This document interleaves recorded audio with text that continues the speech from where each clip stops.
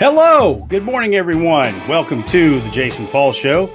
That makes me your host, Jason Falls. And as always, sorry, can't do anything about that. I'm the guy who hosts the show. Today on the program, we are going to ramp up our focus on making creativity your business advantage by talking to Art Stavenka. He is the founder of Hypervision, which is spelled Hyper, HYPERVSN.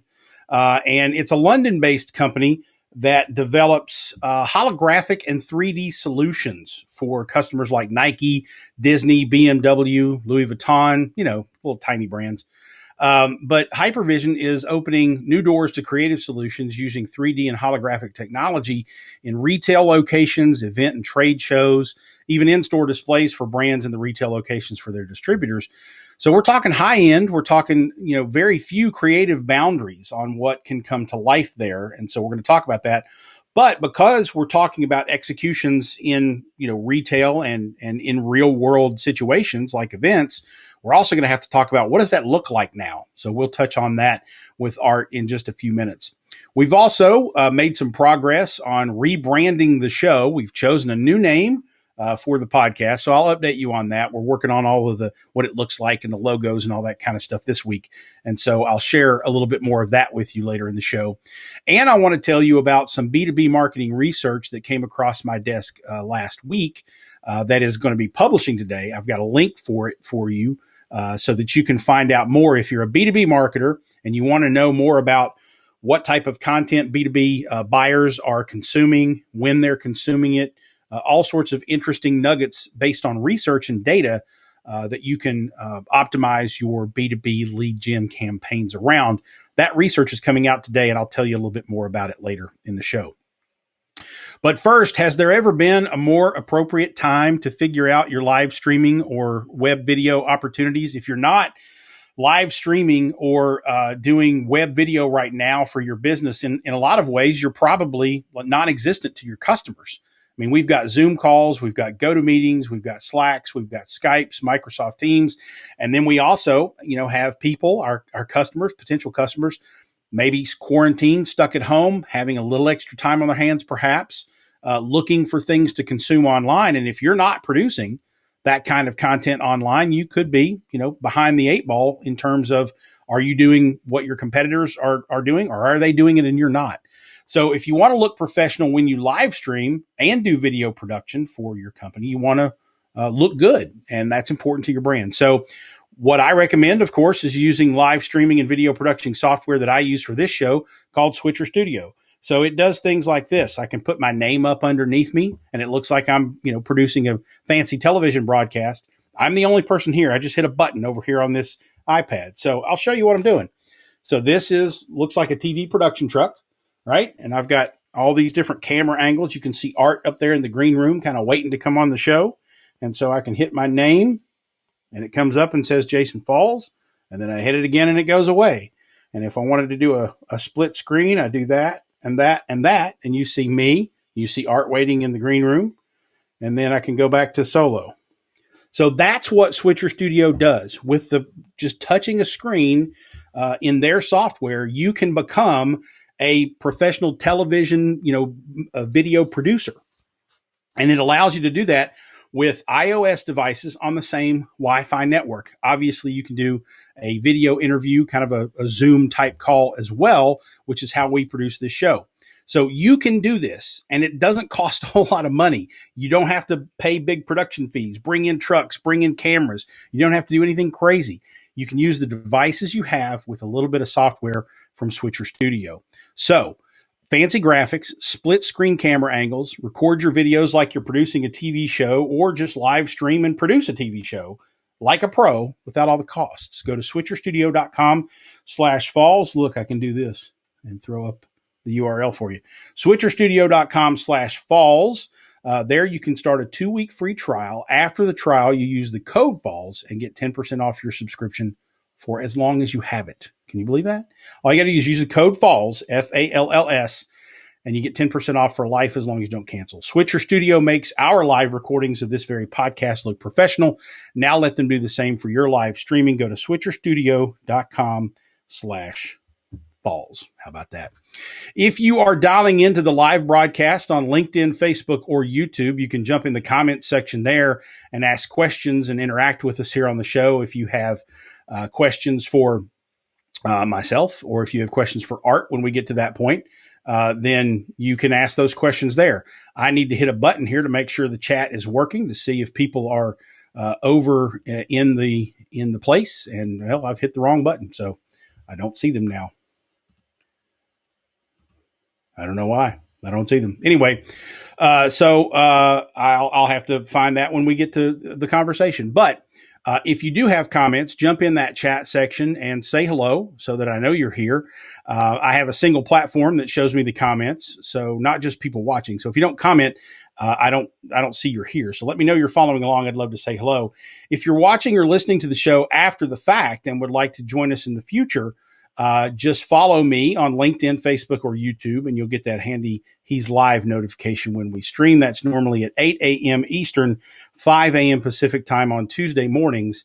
Look for me online at Jason Falls. And if you want to also follow Cornet, you can look for them at Team Cornet. We'll be live streaming on Cornet's LinkedIn page eventually in the next coming weeks. So I think we're ready. I think we're ready for the good part, right? Holographic images and 3D activations probably seem out of reach to a lot of you, but you would be surprised. And Art Stavenka, the founder of HYPERVIsion, joins us today from London, England, where I don't feel so guilty about asking people to come on the show because it's early afternoon there. Art, good day to you. Thanks for coming on the show, man. Hey, Jason. Good to be here. First off, how are you and yours doing in the COVID-19 thing? Everything okay there across the pond? Everything is fine. I'm tired of complaining already, so it's all good new things. That's good. Yeah, we're good to hear. We're ready to get back to things in the States as well. I think we need to be careful how we do that, but we'll see what the next few weeks have for us. Okay, so give us the elevator pitch on HYPERVIsion. Tell us the array of solutions you provide, just so we have something to ground the conversation in.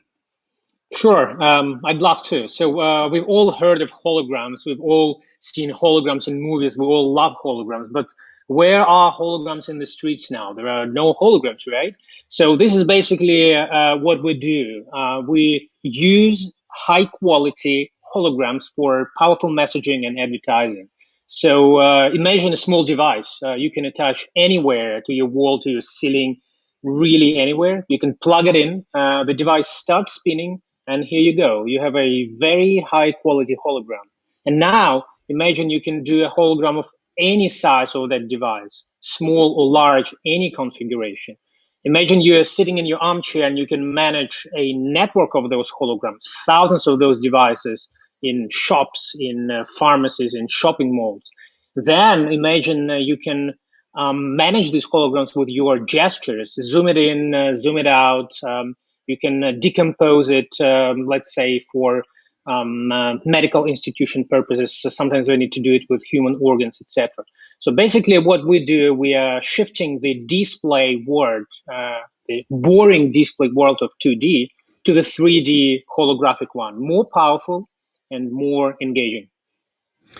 And so logistically, though, these types of solutions require hardware and software, right? We're talking about in-store, offline executions, display, events, retail, things like that?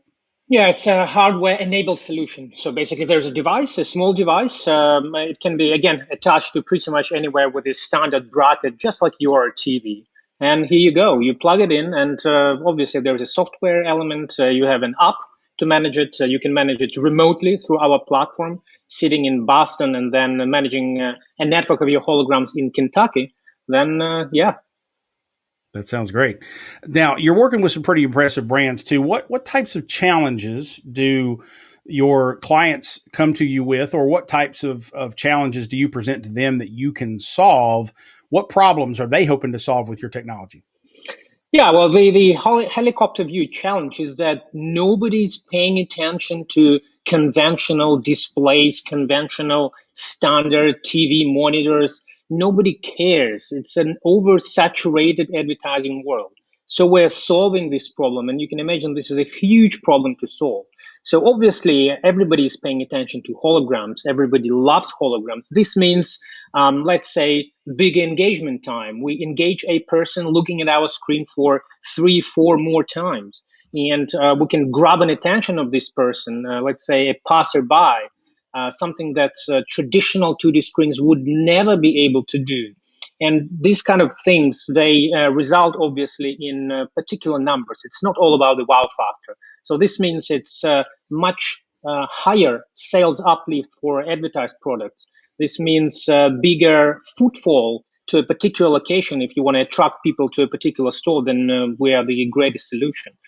This also means, for example, we are much more cost efficient and on average 40% more energy efficient than any standard 2D screen. So it's all about numbers for big brands, and we've demonstrated it in a lot of campaigns with big brands, and that's basically why we exist and why we're doing this exciting thing. So I think when a lot of marketers think about holographic technology, they might think of some crazy Tupac Shakur concert or Michael Jackson show in Las Vegas.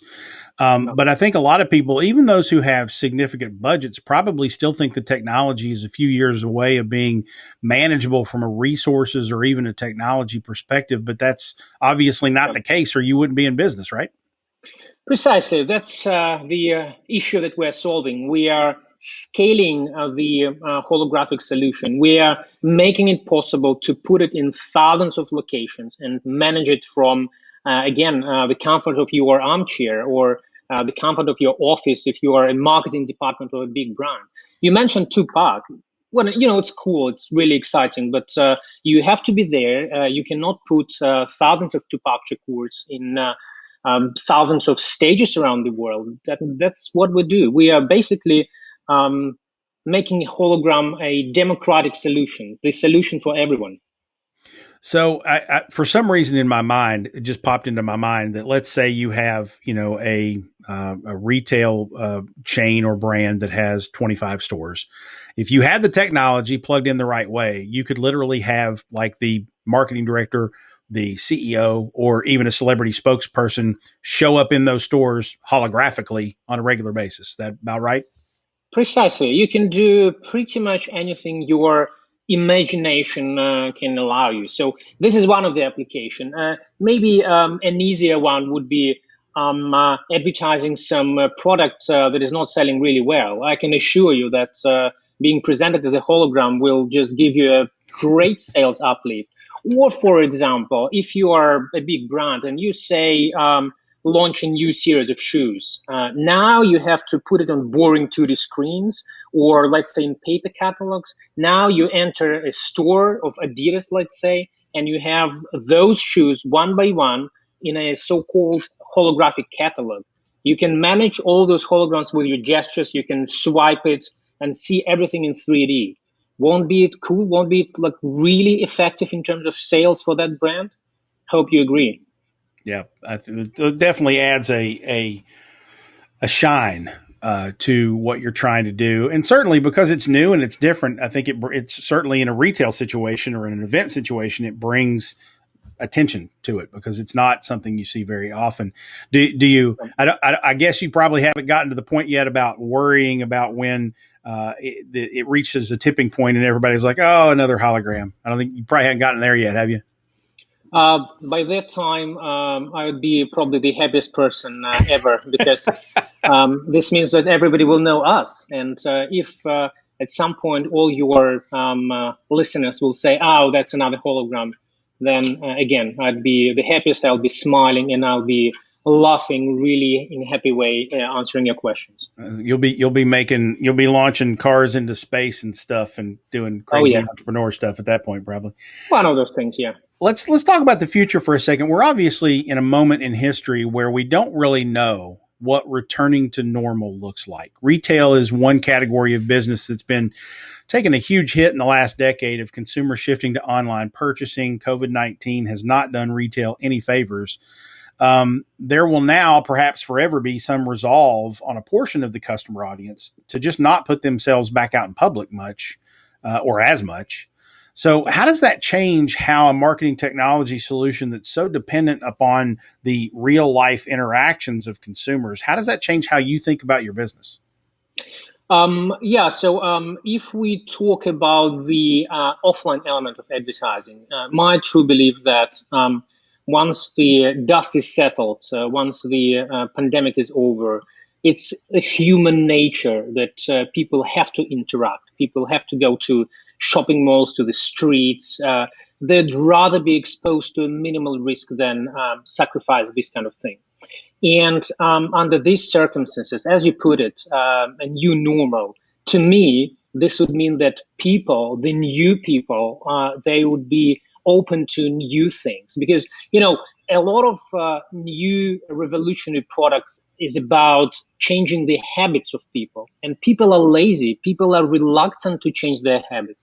And I believe that in the current environment, people would be much more open to change their habits and they would be more open to new things, exactly like hypervision.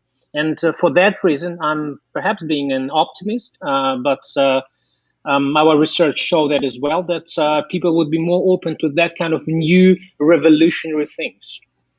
So I know one thing you've talked about recently is how offline advertising like this will change this new normal, if you will. And I think your perspective there revolves around improving on offline advertising's measurability, right? So tell us where you think offline advertising is going.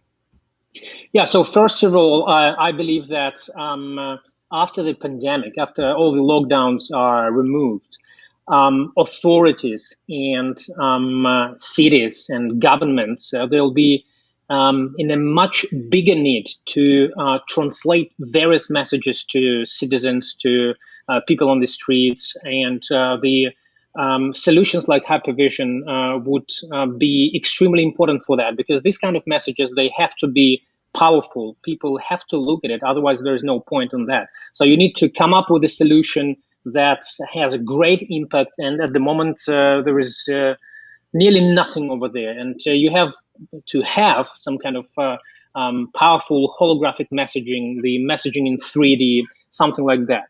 And I do believe that one of the biggest trends in offline really needs to be measurability. Because when we talk about online, the great thing about online is the fact that we can track campaigns, the fact that we can calculate everything. And this is what's good about online.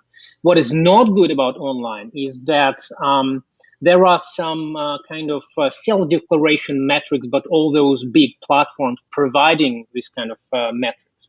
And this is a matter of trust. And I believe that measurability brought to offline advertising can solve this problem, or at least can make things better. And measurability is going to be a great trend, a big trend with offline. And again, you can imagine that, let's say you have a billboard, right? And if technology is able to capture the data of those in the vicinity of this billboard, the technology can form the so-called profile of a crowd.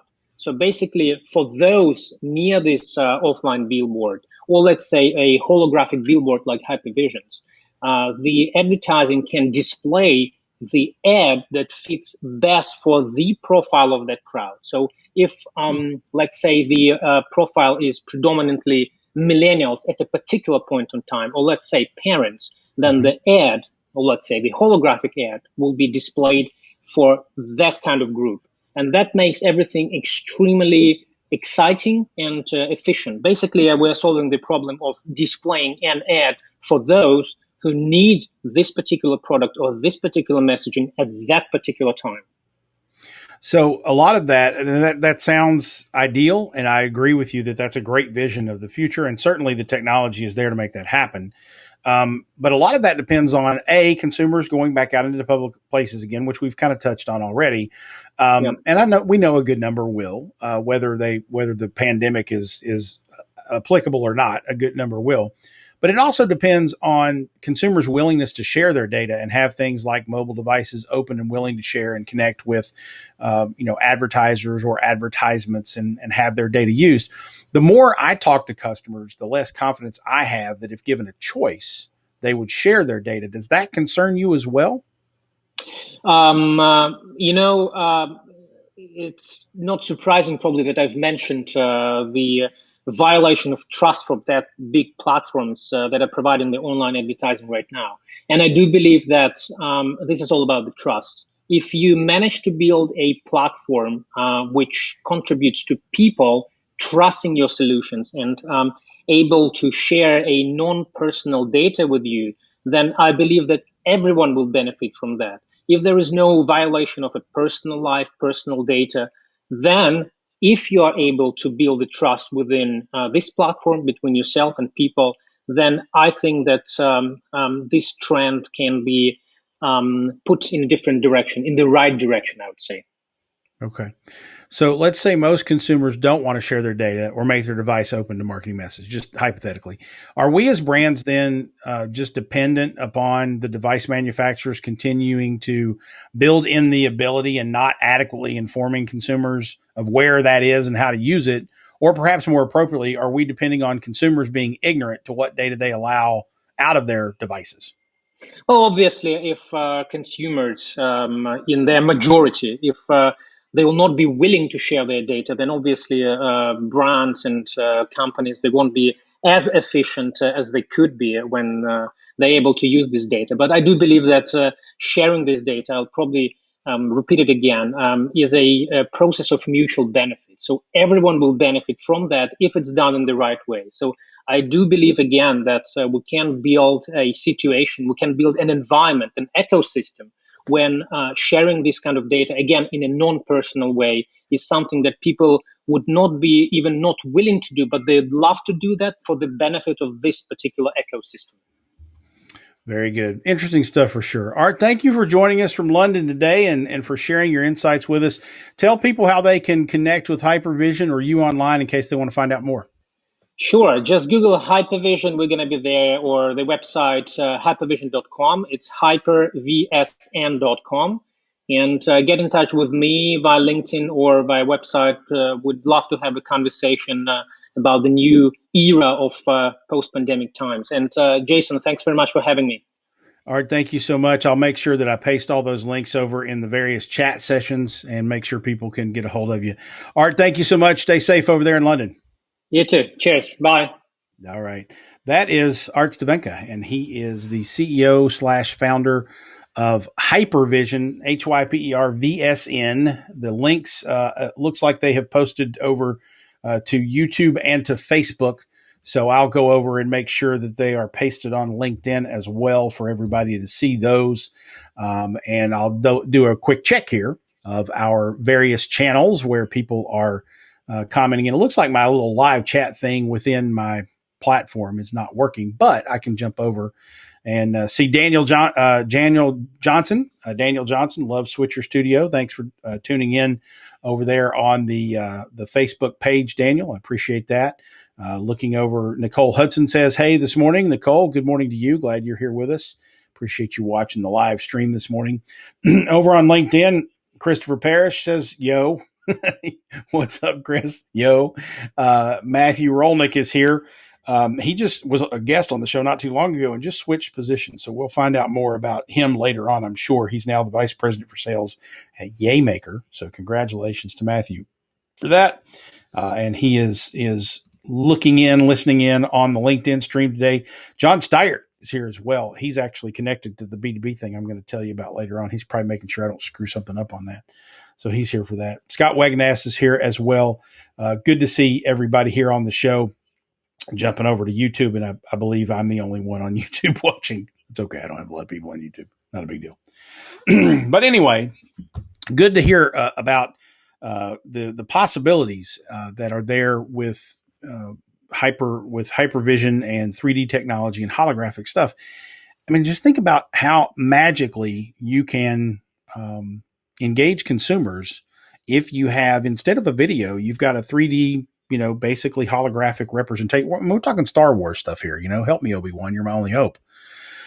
And that can be in every retail location within your business, within your store, within, your footprint. It could be at your events. So your CEO could be in New York City and you could be hosting a trade show event in Las Vegas or wherever. And your CEO could make an appearance there without having to leave. That's kind of what we're talking about here. We're talking about, you can put products, you can put people in multiple places with this network of holographic hardware and software through Hypervision, which is fantastic. So interesting stuff. It's certainly for your creative teams, for your art directors, for your creative directors and whatnot.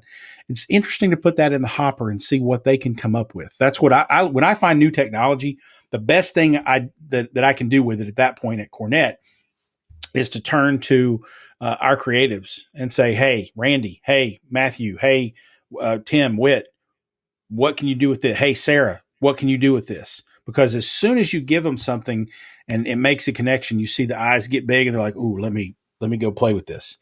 And it's an amazing thing when you see your creative team come back to you with ideas that you could have never thought of, or at least I could have never thought of. So that's always fun. Looks like the chat is starting to work. So John saying super cool stuff from Art. And yes, John, super cool. And Scott jumped in. Scott Wagnass, good to be here. Glad you're there. Yes, I'm glad I'm here too. And I'm glad you're there. And I'd rather us all be together, having some drinks and having a good time in person. But yeah, can't do that these days. But oh well. Thank you guys for tuning in on the live stream. If you want to join us on the live stream, if you're listening on the podcast or watching a recording of the videos, we do these things live on Tuesday mornings at 8 a.m. Eastern, 5 a.m. Pacific, now on LinkedIn, Facebook, and YouTube. You just got to find me there and follow me, and then you'll see these live things. Okay, a new update for you. The team at Cornet, the leadership team, we took your feedback. There were a couple people who chimed in and said, hey, here are the options we like for the two names that you were kind of narrowing it down in on the show.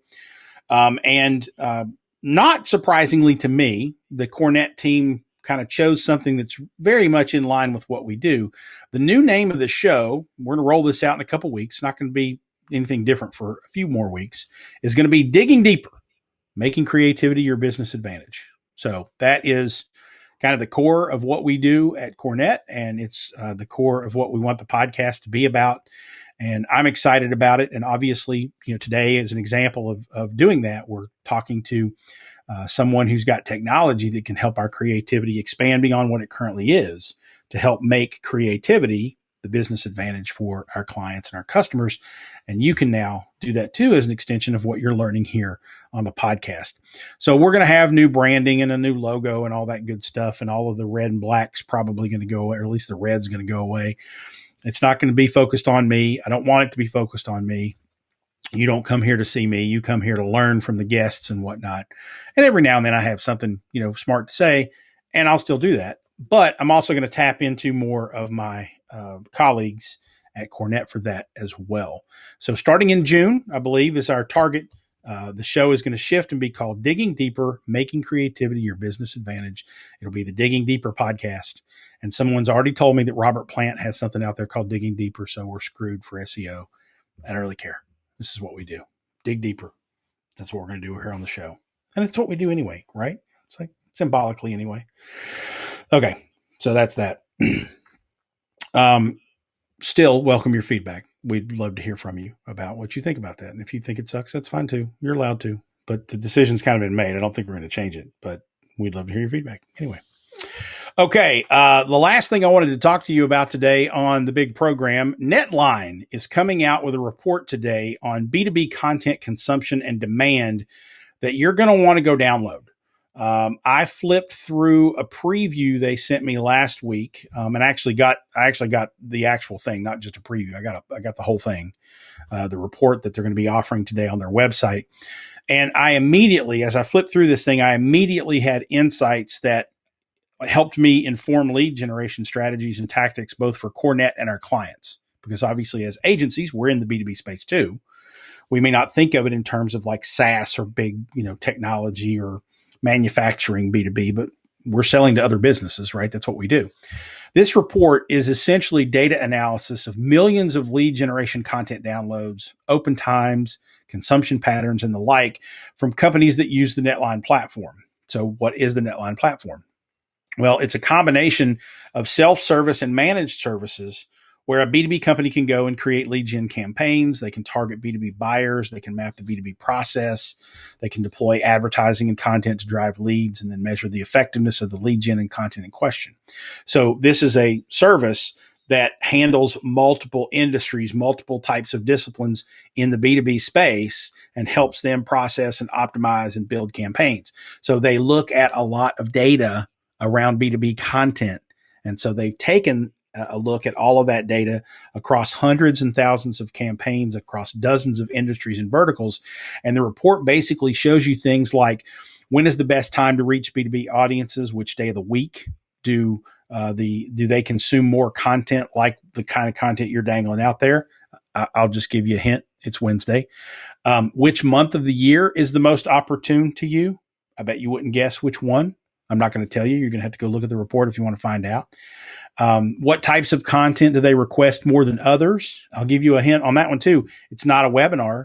It's not even a report like the one that I'm talking about. In fact, those two types of content, which are the first two that a lot of B2B content marketing people throw up. Oh, you could do a webinar or you could do a report. Those two aren't even in the top 5 of the types of content that B2B buyers are requesting more than others. Doesn't mean they're not effective.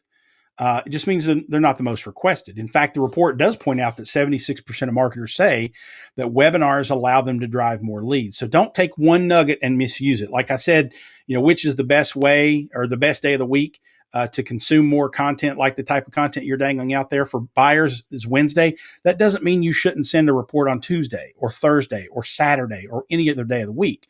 Everybody's audience is different, but this is going to give you an aggregation of data that says, hey, overall, Wednesday is a day where content is consumed more frequently by B2B buyers. That might apply to you. It might not. So you can't take one nugget and say, oh, I'm going to change everything I do. That's a mistake. This is just learning. And it's learning that's going to help you figure out, okay, how do I optimize my B2B content and campaigns to be more effective for my business? It's useful content and it's free. You do the little, it's lead gen. So you give them your name and your email and stuff and you get the report. But it's good stuff. You don't have to pay anything for it. So you should go download the report. You can find it online. I've got a special URL for you, so it's easy to remember. jason.online/netline, Netline. jason.online/netline. I'll make sure there's a link in the show notes on the website.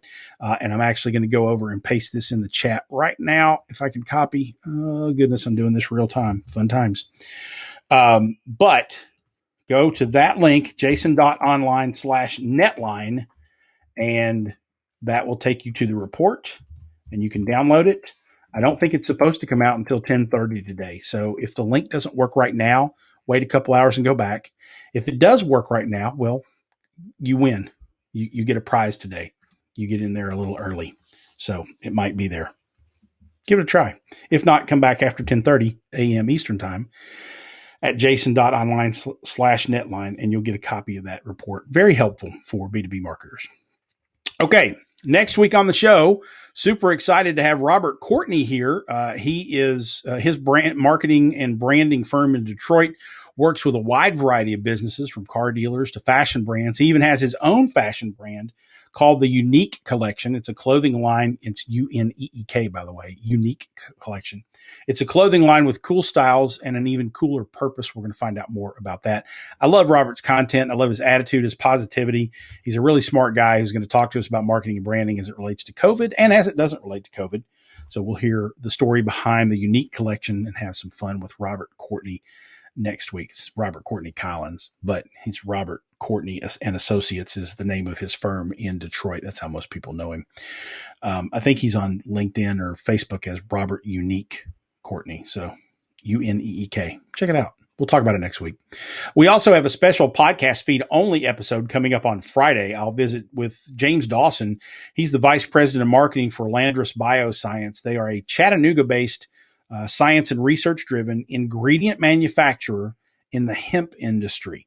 So we're going to dispel some myths, talk about the challenges his company faces in marketing its products, and learn a whole lot from him. That will come up and be in the podcast feed, audio only. So you got to subscribe to the podcast to get that one. That'll be on Friday. They're not going to live stream that. That's going to be a recorded episode.